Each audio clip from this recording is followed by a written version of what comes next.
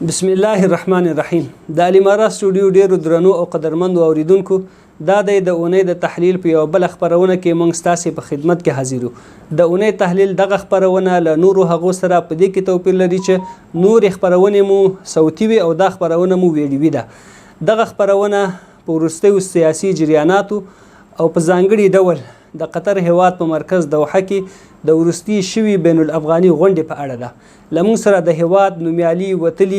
لیکوالان او شنان د محترم ایمل صاحب او محترم موسی فرهاد صاحب موجود دي. له دوی سره به د دغه شوي غونډې د اهمیت او عین حال کې اړوند موضوعاتو په اړه لنډه ویډیوي مرکه ولرو. محترم ایمل صاحب او موسی فرهاد صاحب تاسو ته ښه وایو. له تاسو یوه نړۍ مننه چې موږ ته مو وخت راکړ. ایمل صاحب که لومړی تاسو ته راشو چې د قطر هیواد په مرکز دوحه کې بین الافغاني غونډه ترسره شوه. دغه غونډه زموږ ستاسو د هیواد لپاره، د ولس لپاره او موږ تاسو لپاره څومره مهمه وه؟ مننه حکمل صاحب، تاسو ته او جناب موسی فرهاد صاحب ته سلامونه او احترامات وړاندې کوم. شک نشته چې نن د قطر هیواد په مرکز دوحه کې د بین الافغاني کنفرانس ناسته ترسره شوه. په دې کې اسلامي امارت استازو او هم د افغانستان د بیلابیلو جهتونو هغه استازو نمایندګانو هم په کې برخه اخیستې وه. نړیوالې ټولنې هم په دې کې برخه اخیستې وه. د سیمې د هیوادونو استازو هم په دې کې برخه اخیستې وه. نو دا یو مهم لاسته راوړنه او یو مهم پیشرفت و. د افغانستان اسلامي امارت مخکې دا اعلان کړی و په کراتو مراتو چې د افغانستان د روانې معضلې حل دوه بعده لري، یو خارجي او یو داخلي. نو خارجي بعد لله الحمد د اسلامي امارت په ډیر کمال امانتداري، په ډیر زیرکتیا او په ډیر اهتمام سره هغه ترسره کړ. د افغانانو د هغې غوښتنې چې هغه د خارجي اشغال خاتمه ده او په افغانستان کې د جنگ او د جګړو بندښت ده او د خارجیانو لخوا په افغانستان کې د بمباریو، د بریدونو، د چاپو د هغه ترسره کېدلو هغه لله الحمد بند شو. تر ډیره حده خارجي پوځیان له افغانستانه ووتل یا وځي او هغه 15,000 تنه بندیان چې اسلامي امارت دا ایښي وو په امریکایانو چې دوی به دې ته زمینه مساعده یي چې د بین الافغاني ناستې له تدویر نه وړاندې هغه باید خوشي شي. هغه هم لله الحمد ترسره شول. هغه د موږ غازیان، هغه مجاهدین، هغه مظلوم طبقه هغه هم له اثرات نه خلاص ول، خپلو کورونو ته ورسېدل. نو دا په رښتیا هم یو مؤثر او مثمر ګام و د خارجي بود. او له هغې نه وروسته دا داخلي بود چې هغه بین الافغاني ناسته وه له افغاني جهتونو سره وه. که څه هم په دې کې د کابل ادارې او ځینو نورو مغرضو حلقو زیات کوشش وایسته چې دغه غونډه ونسي. د هغه په مقابل کې خنډونه جوړ کړل، کله به یې بندیان څارول، کله به یې جرګې راوستلې، کله به یو کار کاوه، کله به بل کار، کله به یې داسې چاودنې وکړلې په ښارونو کې، عامو خلکو ته به یې تلفات واچول، ورور رسول چې دا وانمود کې خلکو ته چې دغسې حملې د اسلامي امارت کې مجاهدین کې دوی سوله نه غواړي، امن نه غواړي. خو د افغان ولس ذهنیت ټول په دې باندې جریان کې او خبرو چې دغه کارونه څوک کوي. به هر حال دغه غونډه چې نن ترسره سوله په دې کې د اسلامي امارت هغه قوي ټیم، قوي مذاکراتي ټیم، هغه درون هغه هیئت چې عمل ته موجود و، د افغانستان د علیا مصالحو، د افغانستان له ارزښتونو نه، د افغانستان د مظلوم ولس د زړه اواز یې هلته تمثیل کړ. نو په هغې کې برخه واخیستله. همدارنګه د سیمې هیوادونو نړیوالې ټولنې هم په هغې کې برخه واخیسته. نو دا حکمل صاحب په رښتیا هم د افغانانو لپاره، د سیمې لپاره، د نړۍ لپاره یو مهمه تاریخي ورځ وه او ممکن دغه نورې غونډې هم ولري. نو الله تعالی نه دا هیله او سوال کوو چې دغسې غونډې نورې هم تداوم پیدا کړي او په افغانستان کې د سولې، امن او د ثبات ذریعه وګرځي او د اسلامي نظام د ټینګښت زیری ولري. محترم موسی فرهاد صاحب، تاسو ته راځو دا چې کومه غونډه په دوحه کې ترسره شوه، ولیدل شول چې له کابله ټول هغه خلک راغلي وو چې هغه د کابل ادارې پورې تړاو درلود او د افغانستان اسلامي امارت دریځ دا و چې موږ د کابل ادارې سره د یو حکومت په شکل مذاکرات نه کوو، بلکې موږ مختلفو افغان جهتونو سره مذاکرات کوو. دا چې اوس ټول حکومتي چارواکي، اکثریت حکومتي چارواکي موجودل، نو د اسلامي امارت دغه ادعا به تر پوښتنې لاندې رانه ولي. مننه حکمل صاحب، تاسو او اوریدونکو ته سلامونه او نیکې هیلې. لومړی خو د نننۍ تاریخي ورځې په اړه باید دا ووایم چې واقعا دا د افغانستان په تاریخ کې یوه ډېره بېسارې ورځ وه. هغه په دې خاطر چې افغانستان په له هغه بدترین اشغال څخه له هغه ډېر قوي ترین اشغال و چې د ډېرو قوي خلکو د ډېرو قوي قوتونو لخوا څخه او په جمعواري شکل باندې اشغال شوی و او د هغه د خاتمې داسې وګڼه چې دغه خاتمې ورځ وه.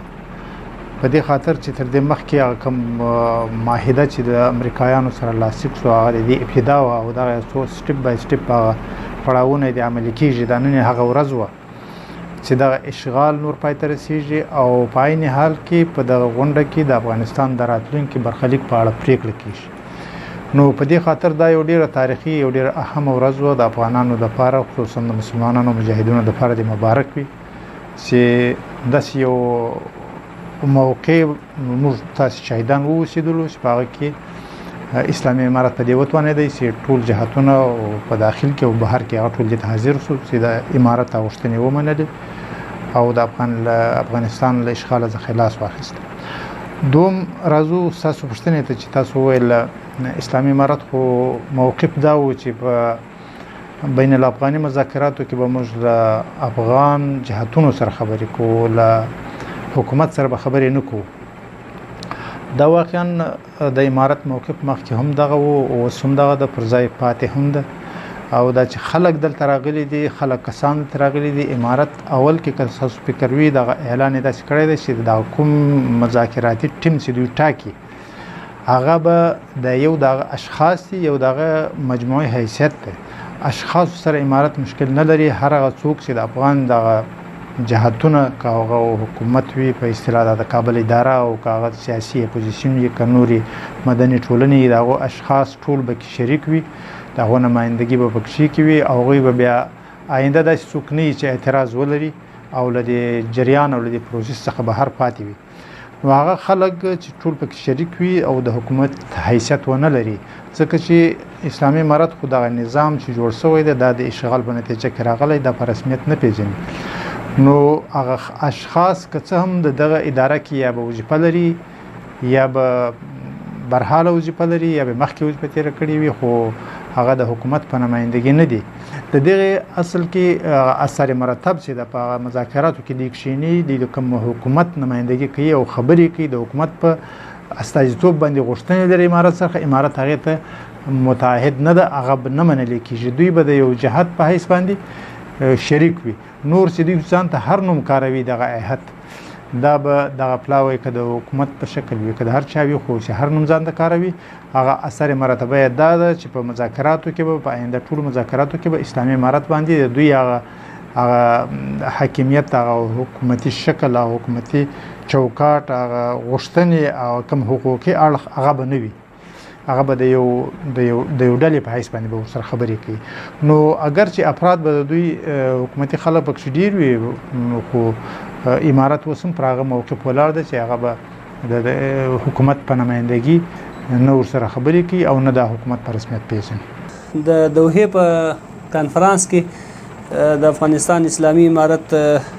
سیاسي مرستیال ملا برادر اخوند وینا وکړه، عین حال کې د کابل ادارې بعضې خلکو چې هغوی وینا وکړه او عین حال کې نورو بهرنیو ملکونو سفیرانو، بهرنیو چارو وزیرانو خبرې وکړي چې په دوی کې مایک پامپیو هم خبرې وکړي او دا ویل کېږي چې پامپیو خبرې ډېرې مهمې وي. تاسو خو دا حالات وڅارل، پامپیو څه وویل او دا خبرې څومره مهمې وي؟ هو دغه جریان ما واورېده، ومې د کابل ادارې نه راغلی او د مصالحې د عالي شورا مشر ډاکټر عبدالله خبرې هم وکړې، که څه هم هغه دا خبره وکړه چې زه د کابل ادارې د مشر په نمایندګي هم راغلی یم او د سولې د شورا په هغه باندې هم راغلی یم، چې دا خبره ډېره مؤثره نه وه او نه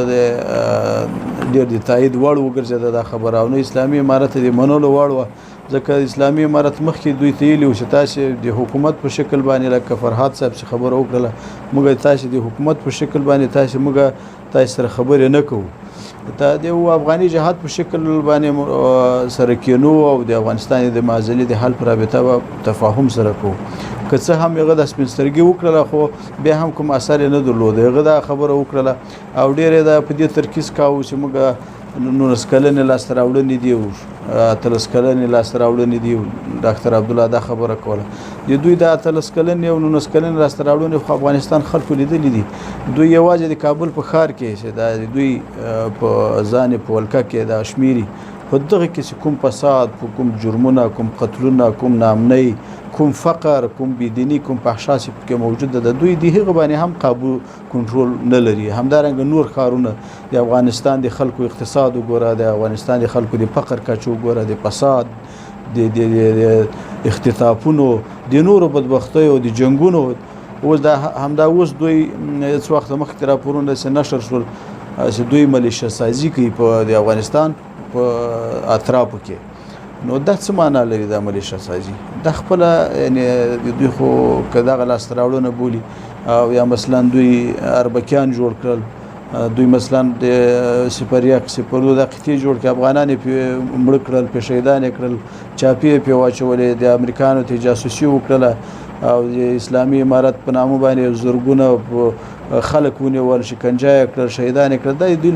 لاسته راوړنې دي. نه پوهېږو چې دوی کومې لاسته راوړنې بولي. د افغانستان په اقتصادي لحاظ د افغانستان د خلکو اقتصادي وضعیت کوم تغییر ورکړی ده؟ یعنی دا اوس د افغانستان په میلیونو خلک د فقر او د بدبختي له وجې د ځوانان طبقه، باسواده طبقه دا ونتښتېده، اروپا ته لاړه نه، ترکیې خو په لاره باندې لاړه نه، دا اوس په غرونو کې مزل نه کوي. همدا دا اوس په کابل ښار کې چې معمولی سي یو باران وسی، دوی دغه باران دی وبو د کنټرول لپاره د کثافات د لوړ لپاره په باندې هم دوی نه دي توانیدلی دغه مشکل حل کړي. به هر حال خبره ما دا کوله چې په غږی کې زینو هیوادونو استادو خبرې وکړلې، د زیاتره هیوادونو خبرې مثبت وي، د چین هیواد خبرې چې ما وزیر خارجه خبرې واوریدلې، د پاکستان د هیواد خبرې وي، همدارنګه د نورو گاونډي هیوادو خبرې وي. نو په دې کې ټولو دغه غونډه تایید کړله او هغه اسلامي امارت کوم اساسي خو چې مثلا دلته به خارجي قواوی له افغانستان څخه وځي او لغنه به وروسته بیا د افغانانو د تفاهم په نتیجه کې به نظام راځي. دا ټولو په دغه غونډه کې هم تایید کړ. بل جالب خبره په دې کې دا و چې د کابل د رژیم خلک په دې امید تللی وو او دغه مذاکراتي ټیم د دوی چې د کابل د رژیم یا د جهاتونو د دوی نو دا فکر او خیال چې الته به د دوی هغه مخکنی بازار پمپو یا د نور الته به د دوی په اړه یو مثبت خبره وکړي، لکه دوی چې چیغه وهلې چې جمهوریت او دیموکراسي او بشري حقوق او د ښځو حقوق او تعلیم او بیان ازادي د موږ سره کرخي دي. نو دا به هلته موږ سره د امریکایان به هم د تایید وکړي او په نتیجه کې به دا خبرو وکړي چې دغه نظام د بقا وکړي، تداوم د پیدا کړي. خو هغه خپل د امریکا وزیر خارجه د خبره ډیر په صراحت باندې وکړه چې موږ په افغانستان کې امن غواړو، جوړ غواړو، سلامتی غواړو او افغانستان خپل پوځیان وستل غواړو او په موږ په دې کې اصرار نه کوو چې په افغانستان کې هغه دیموکراسي، هغه جمهوریت چې هغه مثلا په امریکا کې حاکم د نافذ د هغه دلته همي. نو دغه خبره د ما په فکر د دوی لپاره ډیر د خجالت خبره و، دا د دوی لپاره ډیر د سرټی خبره و او د دوی په غوښتنو باندې چې دوی بل یو خبره هم من حیث افغان دا دوی نه کول ډیره وخت دوی بدایل کړي، دوی ژورنالیستو کړي، دوی لیکوالو کړي، دوی محلل او سیاستوالو دا خبره به کول چې موږ په بین الافغاني ناس کې به له جمهوریت او له دیموکراسي او دغه ډیره دفاع کو. دا به موږ سری کرخي دغه جمهوریت او دغه دیموکراسي لکه د څوک دوی سینوانی دا اصلا د وفادار نه دي چې مثلا دوی رښتیا هم خلکو ته دغه دیموکراسي او دغه جمهوریت مثلا په نور هوادو کې خلکو ته څه حقوق ورکړي، کار ورکړي، روزګار ورکړي. دوی دا یو ډال یو سپر استعمالي د خپل ځان لپاره بل ځکه بل برنامه بل شکل بل لاسراوړنه په اصطلاح دوی نه لري خبره. نو به هر حال هلته چې د کومې خبرې وشوه د امریکا وزیر خارجه وکړي، د نور هوادو استازي وکړي، د افغانانو لپاره د اسلامي امارت لپاره ډېر اطمینان بخښ وي او لدین خو ما داسې برداشت واخیسته چې نړیواله ټولنه په دې باندې متفقه ده او متحده ده چې په افغانستان کې اوسنۍ کوم رژیم او اداره ده دا باید تغییر پیدا کړي او د افغانانو په خوښه او په تفاهم باندې باید یو بل نظام راشي چې هغه د ټولو افغانانو د خلکو غوښتنو او دغه مسایلو ته جوابګوی وشي. محترم موسی فرهاد صاحب، دا چې مذاکرات هم شروع شول او دغه پړاوونه به دوام کوي، خو لا هم اساسي اجنډا او موضوع معلومه نه ده. د کابل ادارې له وړاندې د اوربند او نور موضوعاتو په شکل شرطونه ږدي چې دا به زمونږ لومړني موضوعات او په دې باندې توافق کیږي، نو تر اوسه موضوع معلومه نه ده. مذاکرات به په کوم لوري سي؟ ابتدایي او افتتاحیه غونډه وه، تعارفي غونډه وه چې دغه مذاکرات څنګه پیل سي. په همدې خاطر باندې په دې کې نور بحثونه ونه شول، فقط هغه ټیمونه استازي رالل غونډه کې شرکت وکړي، نور په دې تفصیلات دلته نه دي ویل شوي. د راتلونکو پړاوونو لپاره بیا د ایجنډا ټاکل بیا داسې کېږي چې د دواړو ټیمونو تخنیکي ګروپونه به راولاړېږي، هغه دغه د اجنډا برخې به یعنی اجنډا به تشکیلوي، هغه به جوړوي، هغه به ټاکي، د دواړو ټیمونو په خوښه باندې به بیا پر یو شي باندې اتفاق کېږي. البته دا په هغه صورت کې چې هغه ایجنډا په جزئي لحاظ یعنی په جزئیاتو باندې د ایجنډا ټاکل کېږي چې پر کوم شی به بحث کوو، پر کوم شی به بحث کوو. دویمه خبره دا ده چې په مجموع کې اجنډا هم د دې معلومه ده چې د اسلامي امارت اجنډا خو دغه معلومه ده په مجموع کې چې هغوی وایي چې د اشغال خاتمه لکه امریکایان سره مخکې مطرح کړې وه چې افغانستان اشغال پای ته ورسېږي. اوس هم امارت په دې معتقد ده چې اشغال خاتمه لازمي ده په هر صورت باندې چې هغه باید پای ته ورسېږي، او د اشغال څخه وروسته یو اسلامي نظام قیام لازمي ده چې افغانستان کې امن راشي او اسلامي حاکمیت داسې حاکمیت راشي چې هغه مکمل مسلط وي. په افغانستان کې د ملوک طوایفي او د ګډوډۍ د جنګونو د بدبختیو دربدریو مخه ونیسي، دا په اسلامي نظام په شتون کې ممکن ده. نو په مجموع کې یو غټه ایجنډا چې دا معلومه ده د اسلامي امارت لخوا، او دا په وار وار ویل هم دی په مسکو کې د دوحې په مخکني کنفرانس کې په اوس وخت کې په بار بار په اعلامیو کې دا ویل دي چې زموږ غټه ایجنډا، غټه موضوع، غټه هدف هم دا ده چې باید په افغانستان کې اسلامي حاکمیت او دا به لازمي هر څوک مني، او ځکه پرته د افغانستان له دې څخه د افغانستان مسله نه حل کېږي. نو یوه ایجنډا دا ده. دویم دا ده چې په د خبرو کې به په کوم شي بحث په روزمره کېږي، یعنی په کومه غونډه کې به شي کوم بحث کېږي، هغه به هغه تخنیکي ټیمونه ټاکي، بیا به د ګروپونو د دواړو ټیمونو او مشرانو ته وړاندې کوي، هغه به ور باندې اتفاق کوي چې کومه خبره دوی وړاندې کوي، کومه به بل ټیم ورته وړاندې کوي، پر دې شی به بحث کوو.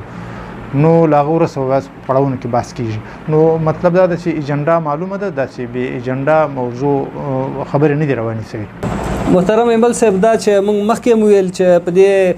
غونډه کې د نړۍ د بیلابیلو هیوادونو د افغانستان شاوخوا چې ګاونډي ملکونه دي یا د سیمې هیوادونه دي، د هغوی بهرنیو چارو وزیرانو ګډون کړی و. نو دغه غونډه او عین حال کې په افغانستان کې د سولې جریان بهرنیو ملکونو ته، ګاونډیانو ته، سیمې ته، نړۍ ته څومره اهمیت لري؟ شک نشته حکمل صاحب چې په افغانستان کې د یو نظام د راتګ لپاره، د یو امن د سولې د جوړولو لپاره اوس تر ډیره حده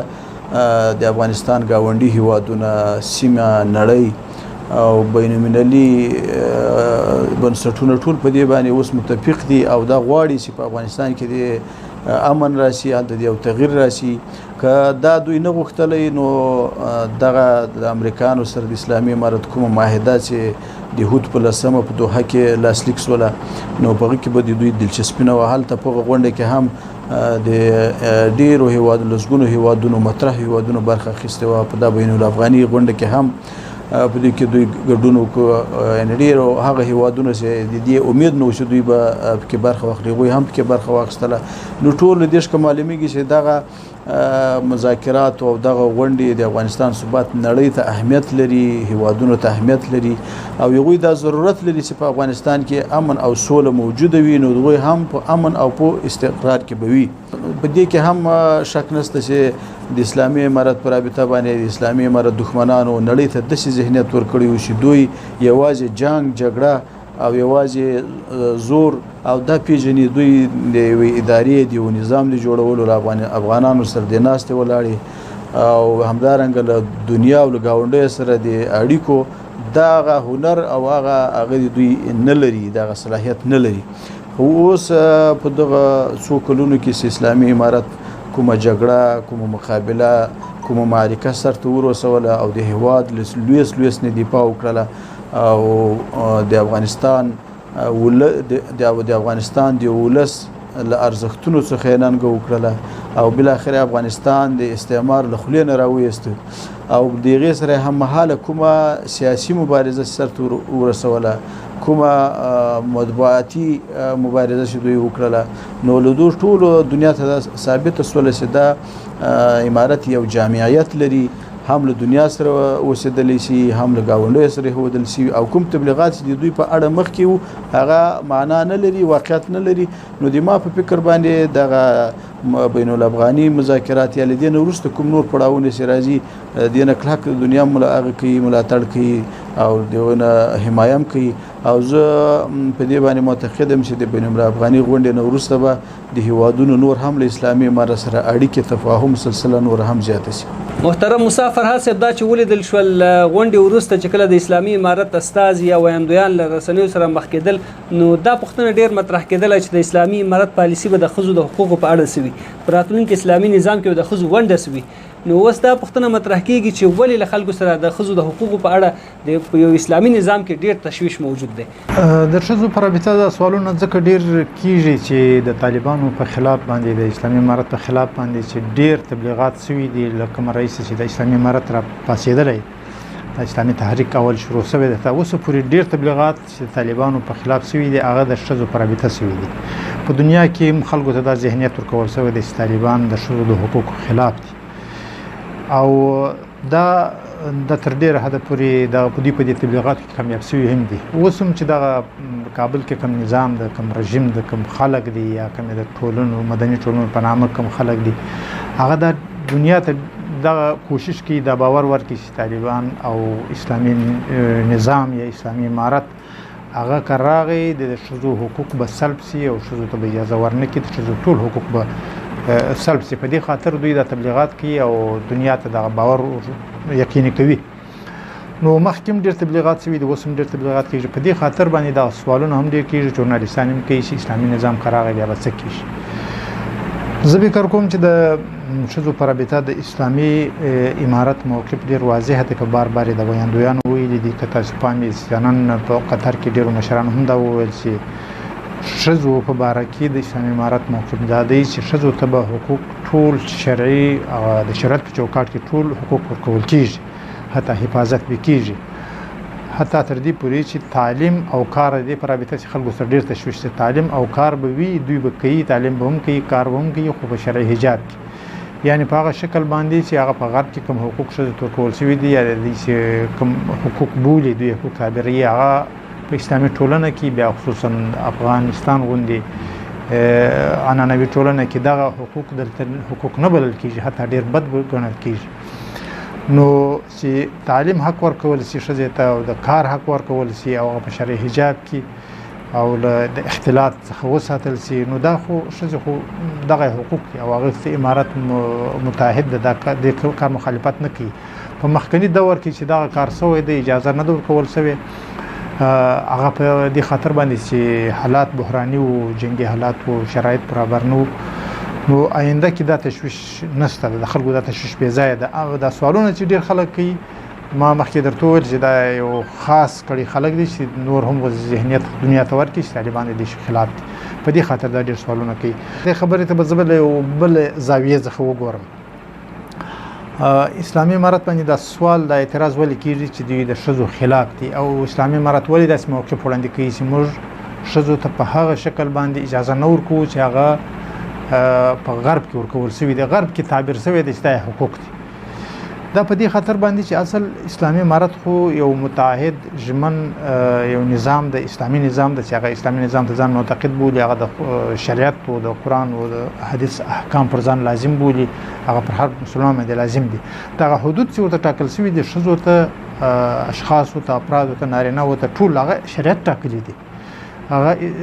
اسلام ټاکلي دي. یعنی حجاب مثلا حجاب کول د ښځې د فرض د فرض عین د قرآن په ثابت او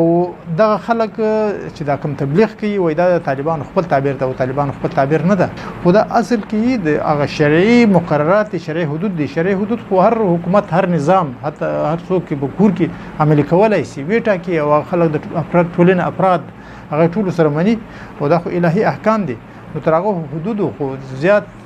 پابندي مجاهدین هم نه لګي اسلامي نظام کې هم نه لګول کیږي نو او شذ هم په دغه مکلف دي په حجاب کې دی وګوري ک تعلیم کوي ل نارینه ودي جلا وګي په حجاب کې دی وګي ک کار کوي ل نارینه وزخه دي جلا په بل ځای کې کار وکي